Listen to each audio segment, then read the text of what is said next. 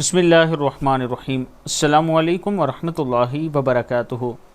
عابد راجہ channel کی طرف سے آج میں اپنے دوستوں کو ایک بہت ہی پیارا عمل بتاؤں گا۔ حضرت عبداللہ رضی اللہ تعالیٰ عنہ فرماتے ہیں کہ رسول اللہ صلی اللہ علیہ وآلہ وسلم نے ارشاد فرمایا، جس شخص کو اللہ سے کوئی ضرورت پیش آئے یا کسی آدمی سے کوئی کام پیش آ جائے تو اس کو چاہیے کہ وہ وضو کرے اور اچھی طرح سنت کے مطابق تمام آداب کے ساتھ وضو کرے، پھر 2 رکعت پڑھے اور پھر اللہ تعالیٰ کی حمد و ثنا بیان کرے اور پھر نبی اکرم صلی اللہ علیہ وآلہ وسلم پر درود بھیجے اور پھر دعا کے یہ کلمات کہے، لا الہ الا اللہ الحلیم الکریم، سبحان اللہ رب العرش العظیم، والحمد للہ رب العالمین، اسألک موجبات